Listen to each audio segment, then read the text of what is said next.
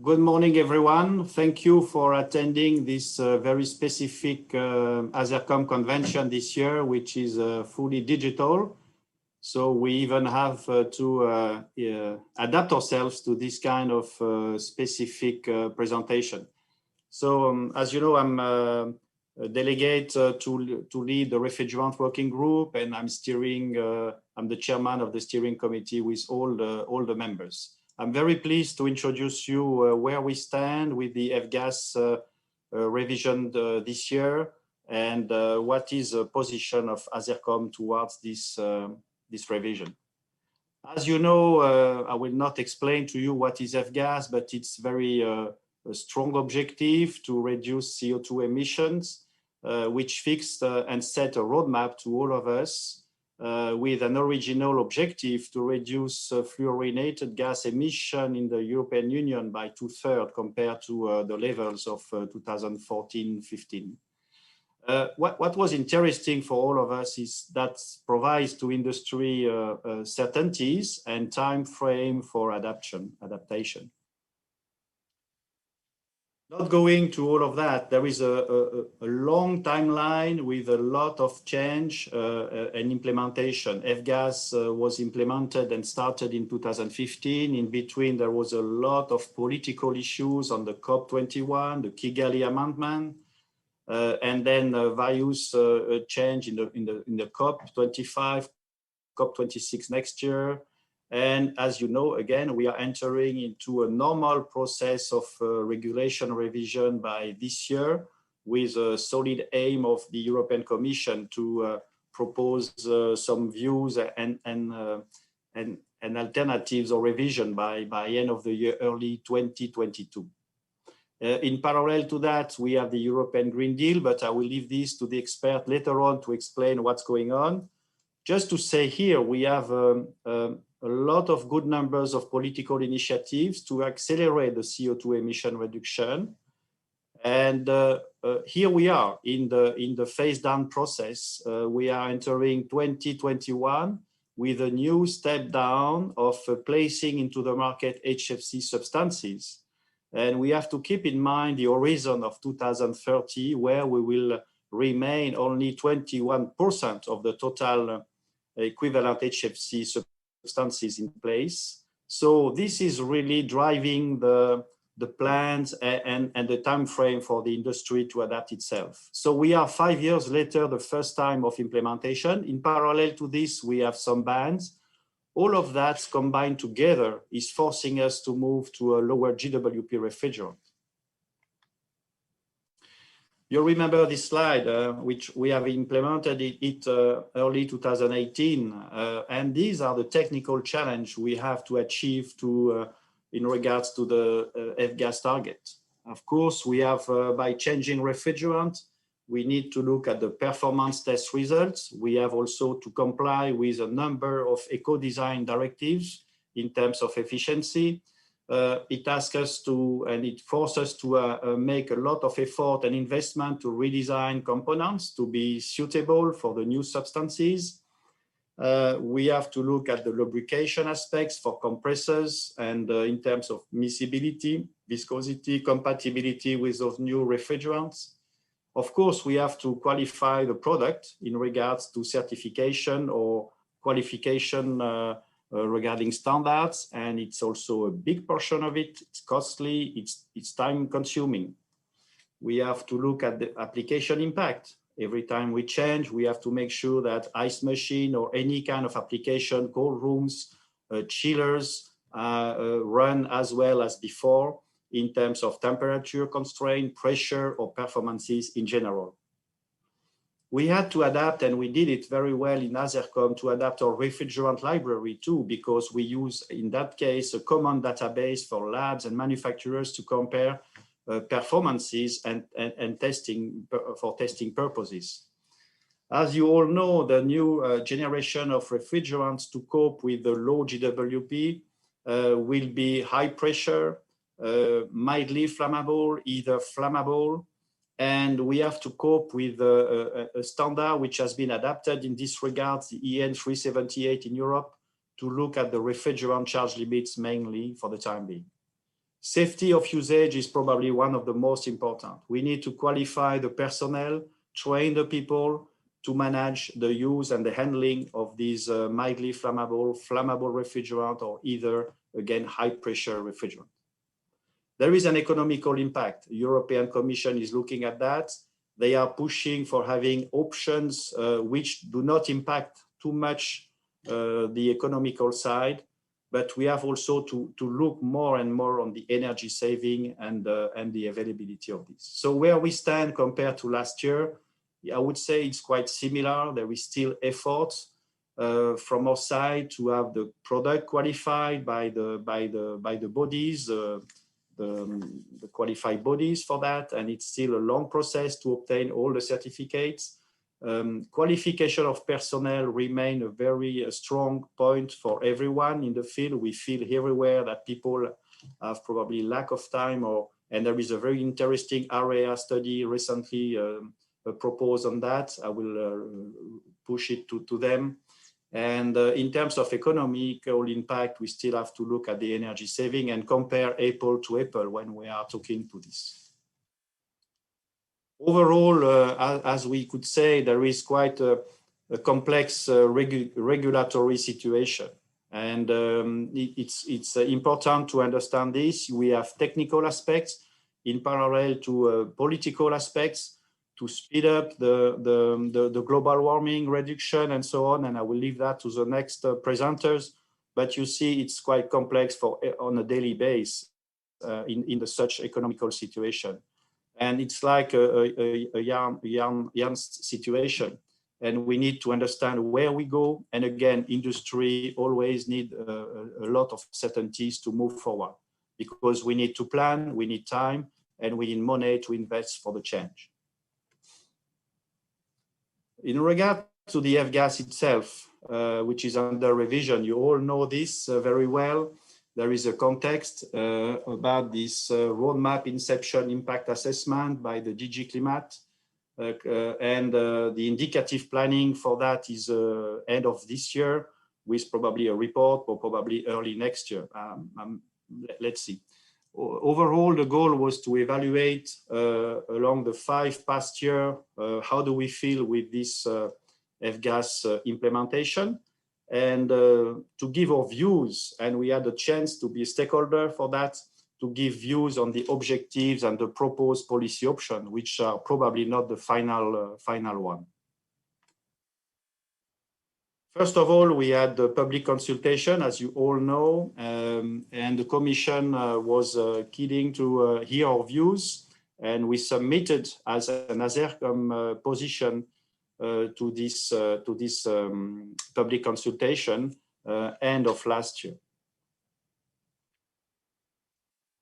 What are our views on that? And this is what I will develop today more with all of you. The idea is to first to be sure that ASERCOM, which represent the manufacturers and the component for HVACR products, we are informed, of course, about this F-gas regulation. It took a bit of time to read all these amendments which were proposed, and also to avoid any interpretation, to avoid misinterpretation, I would say, sorry. So we are well aware, we are very well informed, and we state that also these rules have positive impact in regards to, of course, climate and environmental aspects. This is the main goal, but we have understood that, and we are moving forward to lower the GWP of the refrigerants, and even to make more efforts on the, you will see later on the sealing of the systems.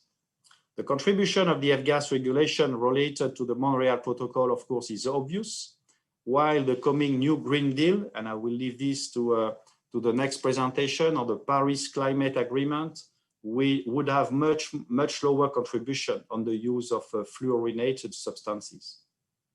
The current F-gas regulation covers already most of the relevant sectors of our industry, but the coherence with other EU legislation, like I mentioned before, are a bit in conflict sometimes in terms of technical aspects, like the eco-design or waste legislation, which can be probably improved.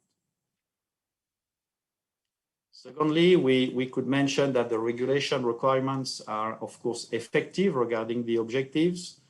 Probably more market surveillance and field control are needed to increase the effectiveness in reality. This is what we feel all together.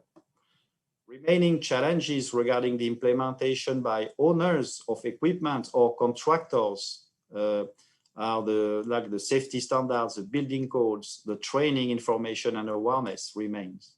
And some building codes preferably should be harmonized with the main safety standard in the European Union. It's today it's more, let's say, national adaptation. What is a matter of fact is that the COVID-19 sanitary crisis has negatively impacted the project, delayed or postponed investments, as well as the supply chain of some components. And we cannot ignore that, and we have to consider this in the time frame and the timeline and in the revision. The proposal to raise ambition in light of the Green Deal and technological progress is probably premature to say any comments at this stage, and we didn't mention anything about that. ASERCOM members consider that the original objectives of the F-gas regulation 517/2014 are already ambitious, and the goal of moving to a low GWP as proposed should be not detrimental to energy efficiency. Last, for the views, the unpredictable situation regarding also illegal trade of refrigerant needs to be solved by the member states and customs, and there is action ongoing, but it's of a high importance also to ASERCOM members in regards to the implementation of the F-gas. In regards to policy options and administrative cost impact, we are not, as a member and manufacturers, give any views on that, except probably on the technician training needs, where probably the impact is not negligible.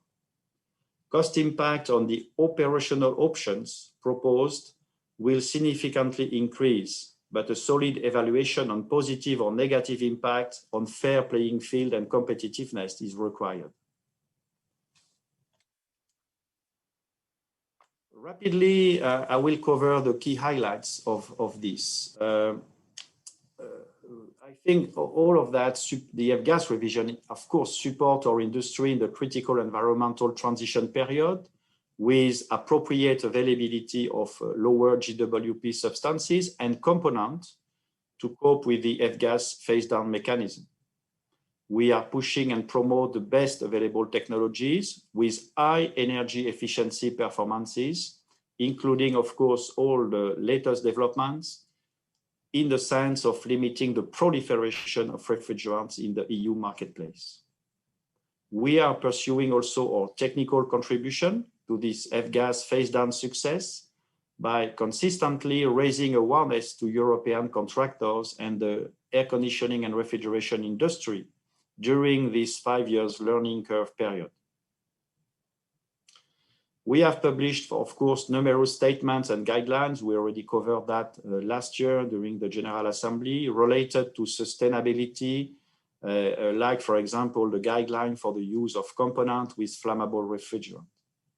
We, as ASERCOM, offer a range of redesigned and qualified components for the use of sustainable alternative progressively, including low GWP synthetic, as well as natural refrigerant like CO2, ammonia, or even hydrocarbons.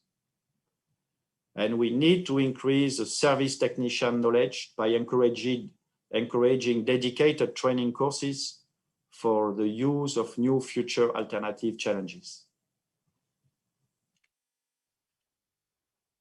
A bit more highlights on the containment and the safety measures. Our industry has always led standardization committees and followed standards concerning tightness of component and safety requirements. We should never forget that refrigerant is there to be inside and sealed circuits, and it has to remain there in a perfect world.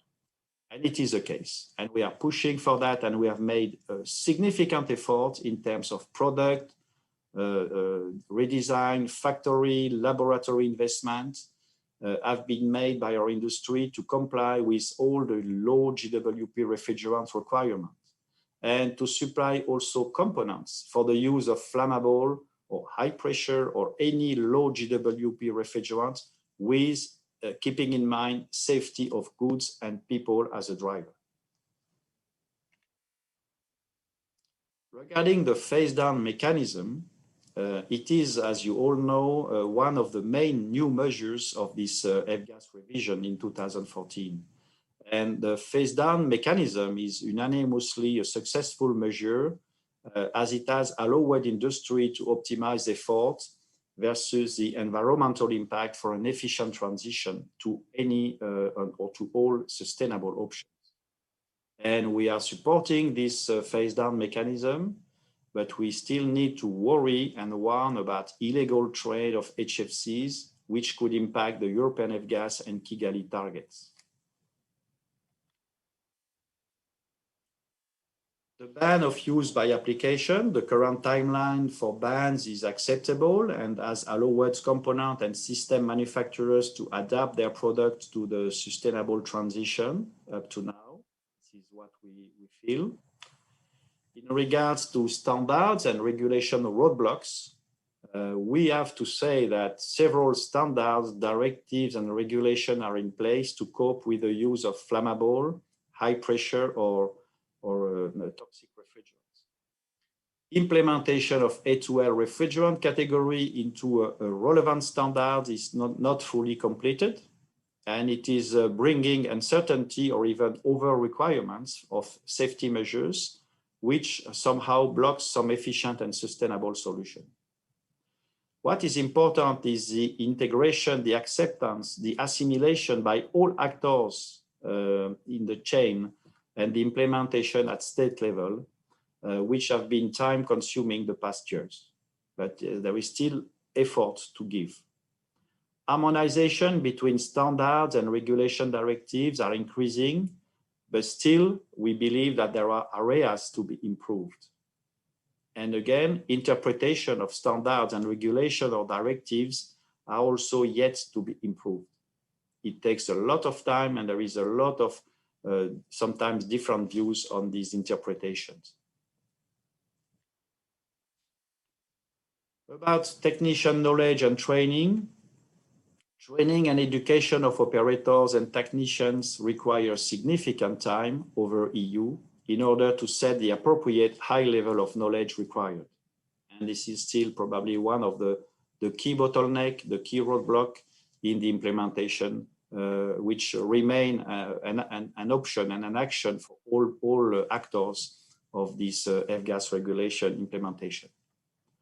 About the European Green Deal objective, which is a proposal from inside the revision of this F-gas, it is important to address that, of course, energy efficiency, energy saving in the light of reducing GWP of gases is one portion. But the energy management and the proposing better product with higher efficiency is also probably of importance in terms of energy saving. As low GWP refrigerants are carefully selected for their purpose and application, they can also be considered being as efficient as the high GWP fluids they replace. But we feel that it could be counterproductive and unnecessary to incentivize low GWP refrigerant by lowering efficiency demand. We should probably focus today more on efficiency than on the refrigerant itself and the choice of refrigerant.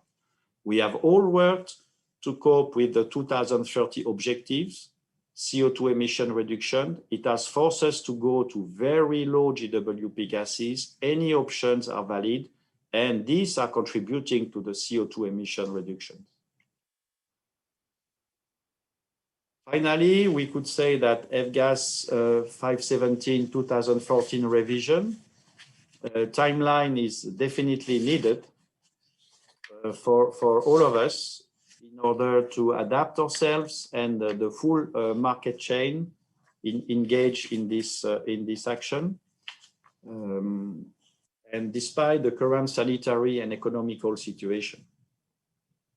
In parallel, all our members have put a significant amount of investment in a new product, whatever it is, in defining new motors, adapting inverter solutions and other part load capacity modulation developments to improve in the same time significantly the energy efficiency.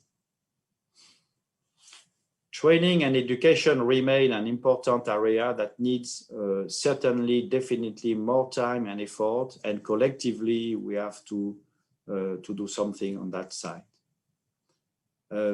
What we feel also that sustainability is not only based on the refrigerant choice, and we should probably focus more on energy efficiency, on life cycle assessment, to look at probably to move out of the CO2 emissions reductions by looking at the product itself and in cooperation or in the sense of the Green Deal. All right. So this is all I would like to say today in regards to F-gas. AZERCOM is a stakeholder, and we want to be part representing European refrigeration component manufacturers. This is the we intend to give you a clear overview of that situation, how we have tackled this challenge after 5 years after its first kickoff. There is still 10 years to go. And one important point is probably 2 criteria I would like to say.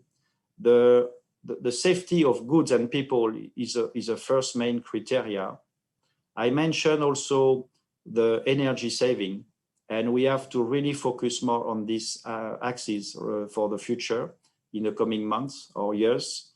And we should not forget that what we do in our industry, we place into the market product with average lifetime of 15 years to 20 years somehow.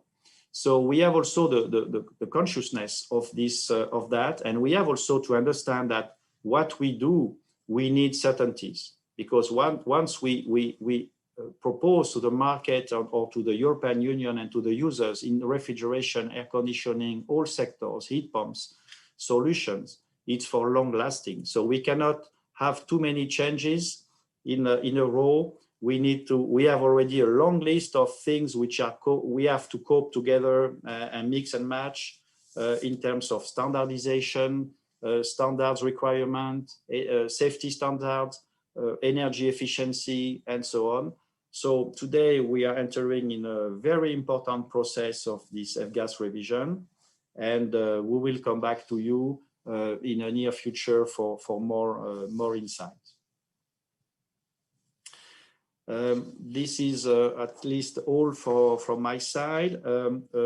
We have to thank you because we receive also some questions from you ahead of this convention. And one is, I will take it for me, and I will leave it also to the next presenters probably, how Paris agreements or HFC bans and F-gas regulation are compared in terms of limitation on HFCs. The Paris Agreement central aim is definitely to give a response to the climate change by keeping a global temperature rise this century well below 2 degrees. This is the aim.